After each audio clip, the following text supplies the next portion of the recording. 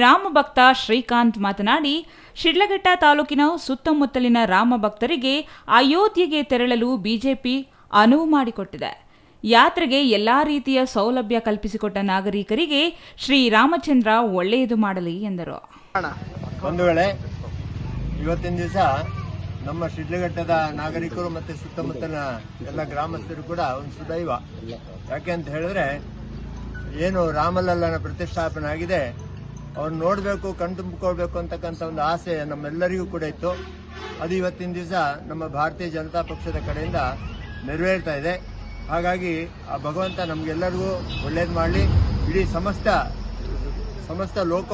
ಎಲ್ಲ ಲೋಕದ ಜನರಿಗೂ ಕೂಡ ಒಳ್ಳೇದಾಗಲಿ ಅಂತ ಹೇಳಿ ನಾವು ಭಗವಂತನಲ್ಲಿ ಪ್ರಾರ್ಥನೆ ಮಾಡ್ಕೊಂಡು ಬರ್ತೇವೆ.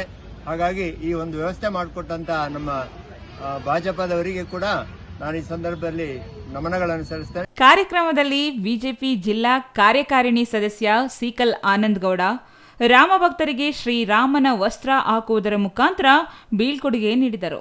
ಇನ್ನು ಈ ಸಂದರ್ಭದಲ್ಲಿ ಜಿಲ್ಲಾ ಸಂಚಾಲಕ ಕೆಎಸ್ ಕನಕಪ್ರಸಾದ್, ದಿಶಾ ವೆಂಕಟೇಶ್, ಯುವ ಮೋರ್ಚಾ ನಗರ ಘಟಕ ಅಧ್ಯಕ್ಷ Bharath Kumar J, S Mukesh, Naresh, gas Bharath, Jagadish, Saibabu ಇನ್ನೂ ಹಲವರು ಹಾಜರಿದ್ದರು. ಛಾಯಾ ರಮೇಶ್, ಸಿಟಿವಿ ನ್ಯೂಸ್, ಶಿಡ್ಲಘಟ್ಟ.